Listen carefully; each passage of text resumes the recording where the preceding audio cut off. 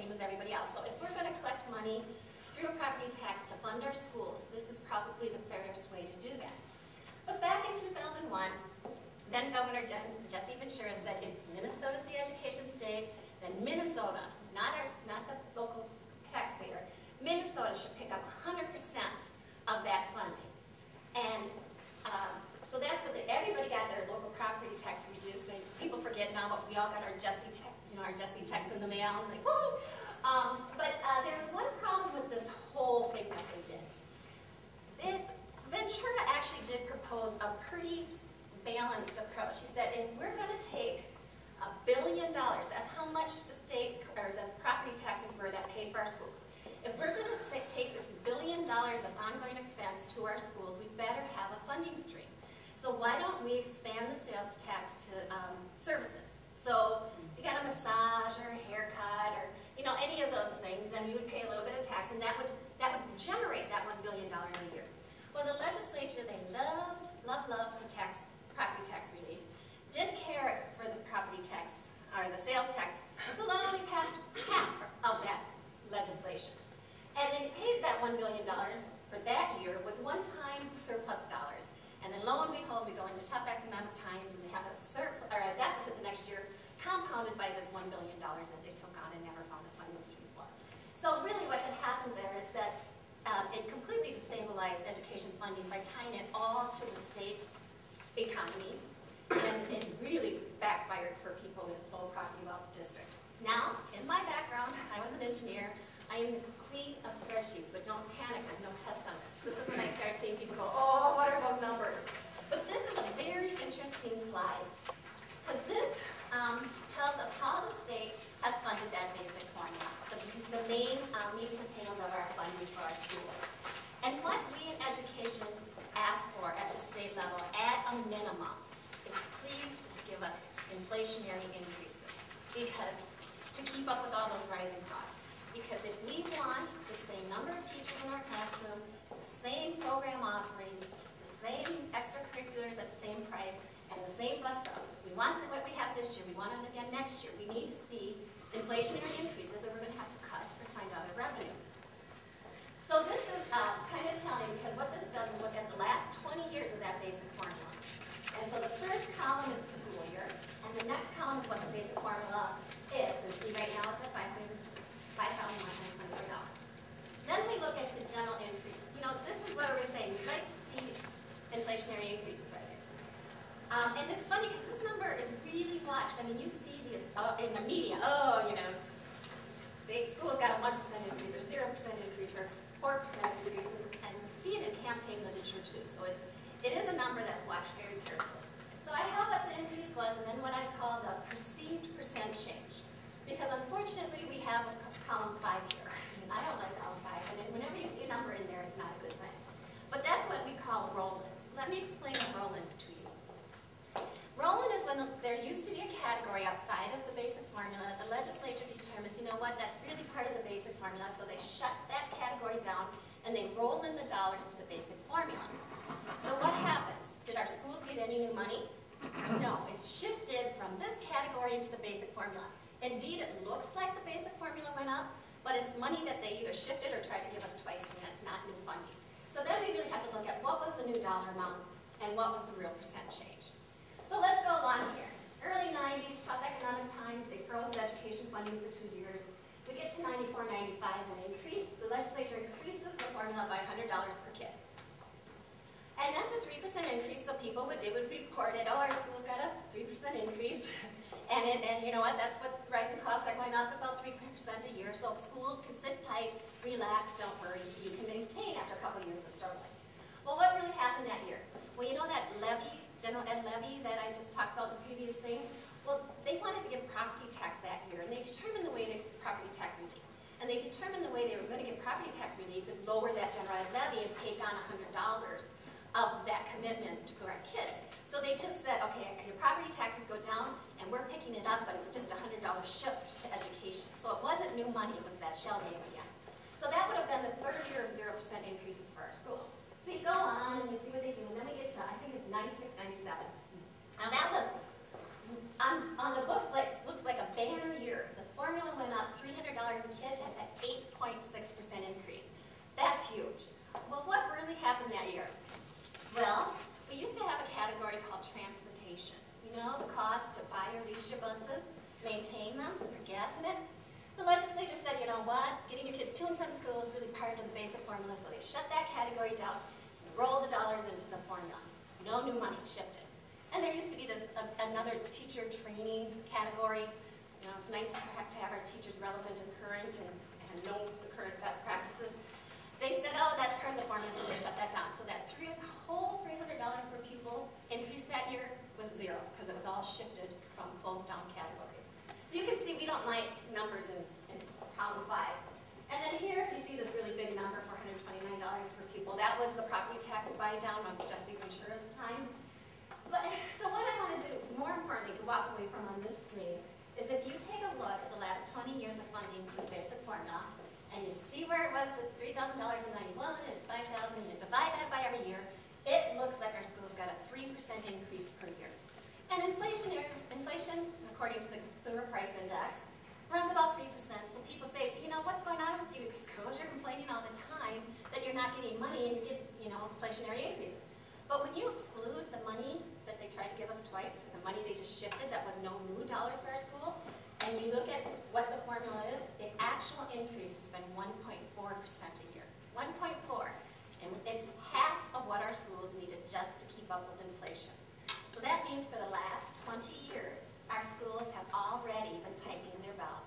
And it means for the last 20 years, our schools have already not only been living within their means, they've been living within diminishing means.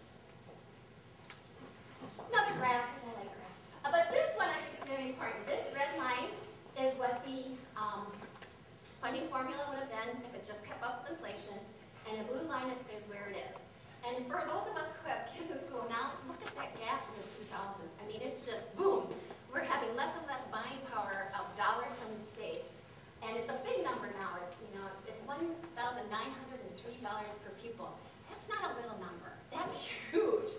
And that number is going to come up again, so just try to keep that in your head. So this is very telling that it's tough to manage a system of public schools on that type of thing. I'd like to throw this up here, reminding you that our schools on average have gotten a 1.4% increase a year to the funding formula. And just looking at the true cost drivers, you know, we're not making refrigerators here. We're teaching kids.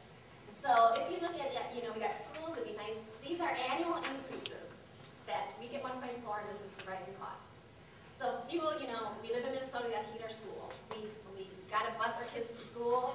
We want to put relevant books, education books in front of them. In fact, it'd really be nice if every kid got a book, not only so in every school. We want to turn on the lights and turn on the computers and all that stuff. Nothing close to 1.4%. And then healthcare. You know, healthcare, right now, we hear so much about it. It is the largest economic threat, not only to our federal government and our state government and our family budgets, but it really hits entities that are labor intensive. And what is education? It's labor intensive. We hire teachers to teach our kids. We put a support staff behind them. So if you have 75 to 80% of your costs going into labor, and you have this part of your labor cost going up at double digits, that 1.4% just doesn't go very far. So, well, schools, I mean, the legislature seem to really not be funding our schools real strong. They always want to do something for education, so they mandate.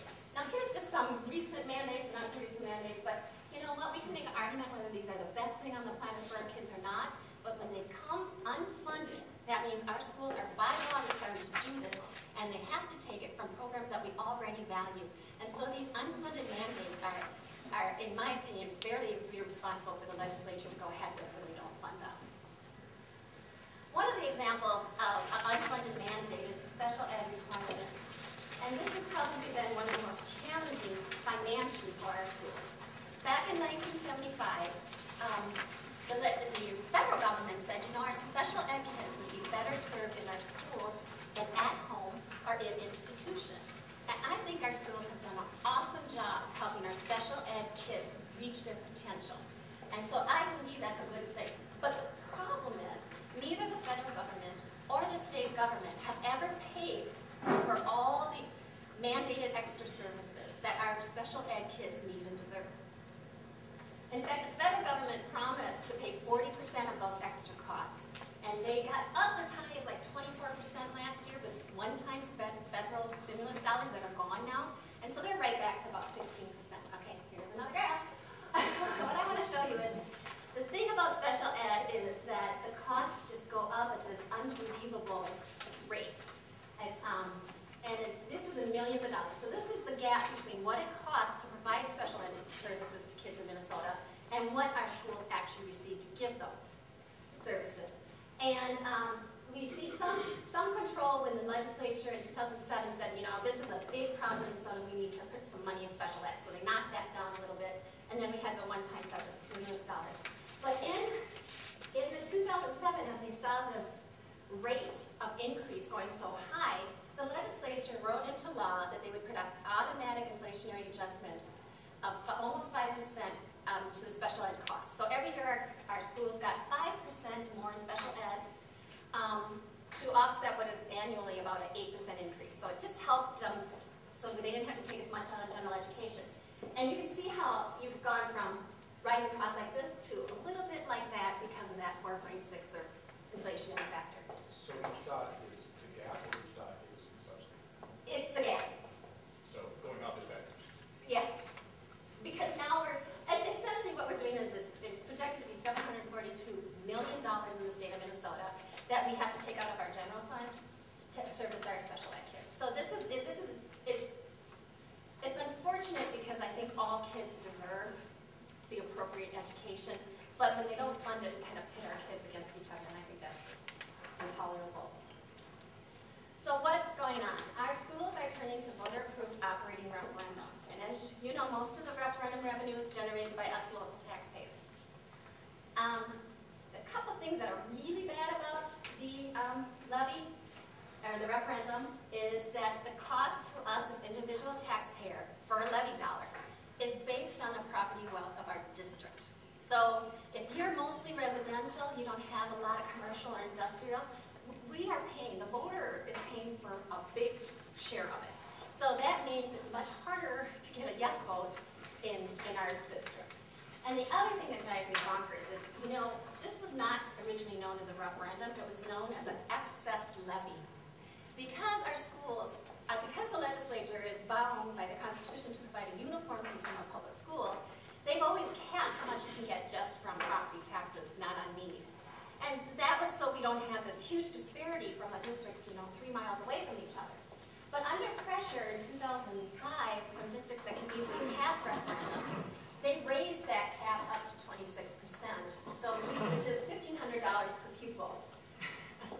That, now you know that $1,900 gap, this is a relevant number. Our districts should all have $1,500 referendum in place if they wanted to kind of keep providing our education systems the same. Is that what I want to say here? Yes. And this is what I actually try to put on every legislator's desk that I meet, and I say, does this make you mad? Because it should. Because this is what it costs us as taxpayers for $100,000 of home value for that $1,500 referendum per year. So if you were running a referendum campaign and say you were in, well, wherever, but you might go to a senior citizen on a fixed income or a family for that's struggling, and you would say, look, can you please, you know, vote yes for a referendum? You'd probably talk about a lot of what I talked about tonight and make your case. But if you went to that senior citizen or that family in Orono, you'd be asking them to pay $106 per year. That very same family or senior citizen in Northfield would be paying $300. 3 times more for the same referendum. Here's me, Centennial, $350. I feel your pain. This is what's happening. And it's not like our districts aren't supporting our schools through referendum. They are. Over 90% of the schools in Minnesota, 90% of the districts in Minnesota have referendum. So we do support our schools. The problem is, the further down you get here, the districts can't ask for what they need. They end up asking for what they think the community can bear. And we have this huge disparity based just merely on zip code on how many educational opportunities we are able to offer our children. So C has been about equalization, and let me give you a little background on this. Back in the early 80s, there was a situation in Minnesota's education funding where the state was not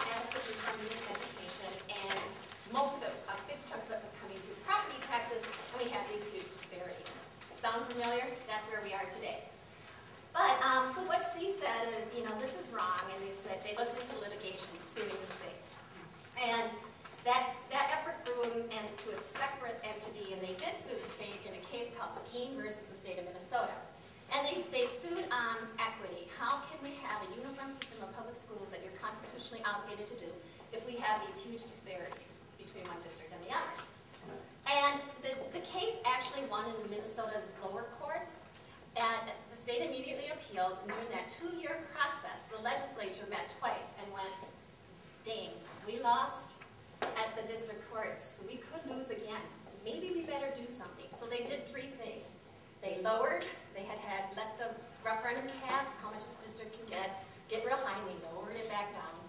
And then they combined a lot of the categoricals and made them so they were more available to everybody, and they instigated equalization. And this was great for our school districts. What equalization is, it's a match of state aid for every dollar of referendum that we have, and it's intended to make our local levies more affordable in lower property wealth districts, so we have the same opportunity as everybody else to access that referendum revenue, especially when it's no longer excess, but it's required just to turn on the lights and keep the doors open. And so the calculation of how much we as local property taxpayers pay through levy, how much the state will kick in, this is how they calculate how much we would pay. So they take all your local referendum market value per student and multiply it by $476,000.